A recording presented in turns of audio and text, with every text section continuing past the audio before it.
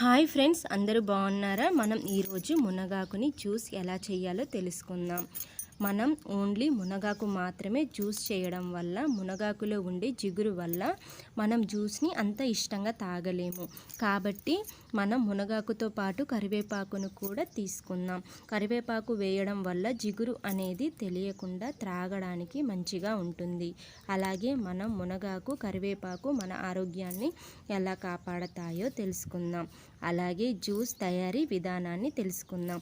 ముందుగా మనం మునగాకుని తెచ్చి శుభ్రంగా కడగాలి. అలాగే కరివేపాకుని కూడా నీట్గా కడగాలి. తరువాత ఒక ప్లేట్లో మునగాకు కొద్దిగానే తీసుకోవాలి. ఎక్కువగా తీసుకుంటే మునగాకు జిగురుగా ఉండడం వల్ల మనం త్రాగడానికి ఇబ్బందిగా ఉంటుంది. ఒక భాగం మునగాకు, 2 భాగాలు కరివేపాకుని తీసుకోవాలి.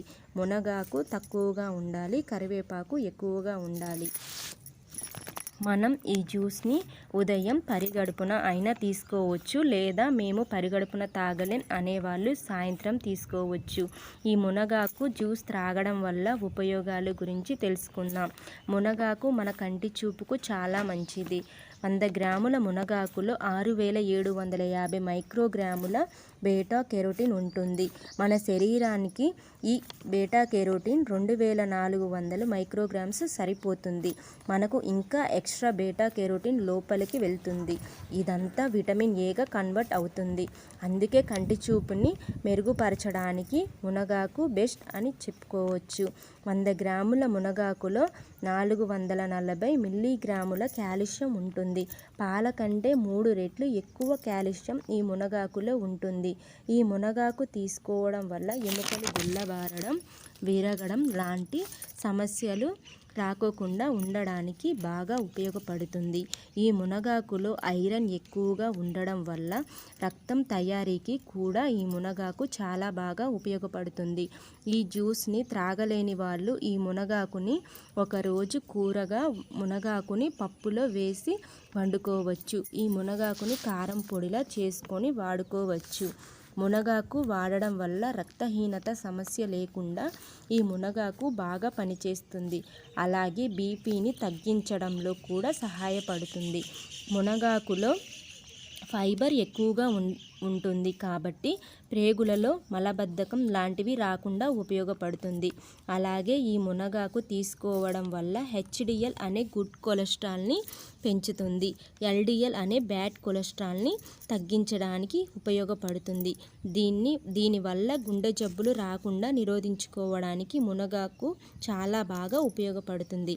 అలాగే బ్లడ్ హెల్తీగా ఉండడానికి, రక్తనాళాలలో పూడికలు రాకుండా ఉండడానికి ఉపయోగపడుతుంది. ఈ మునగాకుకి జ్యూస్ త్రాగలేని వారు మునగాకు పౌడర్ని కూరల్లో వేసుకొని వాడుకోవచ్చు. లేత మునగాకుల్ని పుల్కాలలో చిన్నగా తరిగి వేసుకొని వాడుకోవచ్చు. అలాగే మనం ఈ జ్యూస్లో కరివేపాకు ఉపయోగాలు తెలుసుకుందాం. 100 గ్రాముల కరివేపాకులో 830 మిల్లీగ్రాముల కాల్షియం ఉంటుంది. పాలలో కంటే 4-5 రెట్లు ఎక్కువ కాల్షియం ఈ కరివేపాకులో ఉంటుంది. కరివేపాకులో 109 క్యాలరీస్ ఉంటాయి. ఎక్కువ బలాన్ని ఈ కరివేపాకు ఇస్తుంది. కరివేపాకు తీసుకోవడం వల్ల మతిమరుపు రావడం, జ్ఞాపక శక్తి లేకపోవడం ఇలాంటి సమస్యలు రాకుండా చేస్తుంది.